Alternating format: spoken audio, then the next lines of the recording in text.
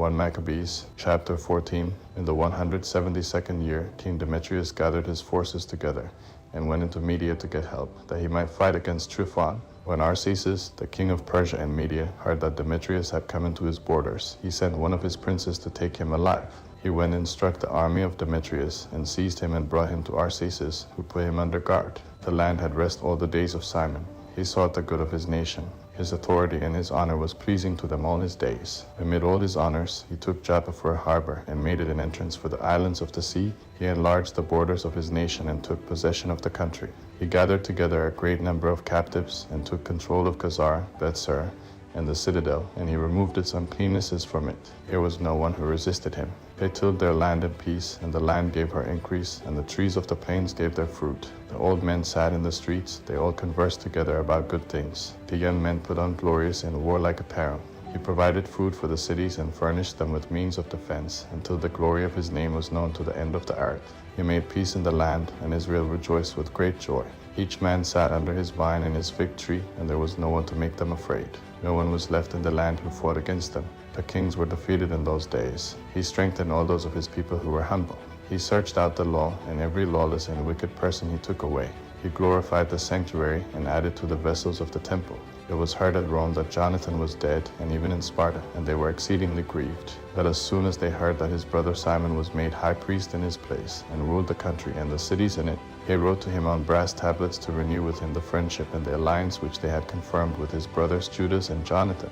These were read before the congregation at Jerusalem. This is the copy of the letters which the Spartans sent, the rulers in the city of the Spartans, to Simon the high priest, to the elders, the priests, and the rest of the people of the Jews, our kindred. Greetings. The ambassadors who were sent to our people reported to us about your glory and honor. We were glad for their coming, and we registered the things that were spoken by them in the public records as follows. Numenius son of Antiochus, and Antipater son of Jason, the Jews' ambassadors, came to us to renew the friendship they had with us. It pleased the people to entertain the men honorably, and to put the copy of their words in the public records, to the end that the people of the Spartans might have a record of them. Moreover, they wrote a copy of these things to Simon the high priest. After this, Simon sent Numenius to Rome with a great shield of gold of weighing 1,000 minas, in order to confirm the alliance with them. But when the people heard these things, they said, "What thanks shall we give to Simon and his sons? For he and his brothers and the house of his father have made themselves strong, and have fought and chased away Israel's enemies, and confirmed liberty to Israel."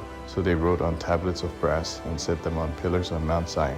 This is the copy of the writing on the 18th day of Elul, in the 172nd year, which is the 3rd year of Simon the high priest, in a ceremony, and a great congregation of priests and people and princes of the nation, and of the elders of the country. It was proclaimed to us, since wars often occurred in the country, Simon the son of Mattathias, the son of the sons of Joab, and his brothers put themselves in jeopardy and withstood the enemies of their nation, that their sanctuary and the law might be established, and glorified their nation with great glory. Jonathan rallied the nation, became their high priest, and was gathered to his people. Their enemies planned to invade their country, that they might destroy their country utterly, and stretch out their hands against their sanctuary. Then Simon rose up and fought for his nation. He spent much of his own money to arm the valiant men of his nation and give them wages. He fortified the cities of Judea and Bethsur that lies on the borders of Judea, where the weapons of the enemies had been stored, and there he placed a garrison of Jews. He fortified Joppa, which is upon the sea, and Gazar, which is upon the borders of Azalis, where the enemies used to live, and placed Jews there, and set in there all things necessary for their restoration. The people saw Simon's faith, and the glory which he resolved to bring to his nation, and they made him their leader and high priest, because he had done all these things, and for the justice and the faith which he kept to his nation, and because he sought by all means to exalt his people. In his days things prospered in his hands, so that the Gentiles were taken away out of their country. And they also who were in the city of David, those who were in Jerusalem, who had made themselves a citadel, out of which they used to go, and polluted everything around the sanctuary, and did great damage to its purity. He placed Jews in it and fortified it for the safety of the country and the city, and made high the walls of Jerusalem. King Demetrius confirmed to him the high priesthood according to these things, and made him one of his friends, and honored him with great honor, for he had heard that the Jews had been called by the Romans friends, allies, and kindred, and that they had met the ambassadors of Simon honorably, and that the Jews and the priests were well pleased that Simon should be their leader and high priest forever, until there should arise a faithful prophet, and that he should be governor over them, and should take charge of the sanctuary, to set them over their works and over the country, and over the weapons, and over the strongholds, and that he should take charge of the sanctuary, and that he should be obeyed by all, and that all contracts in the country should be written in his name, and that he should be clothed in purple and wear gold, and that it should not be lawful for any of the people or of the priests to nullify any of these things, or to oppose the words that he should speak, or to gather an assembly in the country without him, or to be clothed in purple, or wear a buckle of gold, that whoever should do otherwise, or nullify any of these things, he would be liable to punishment.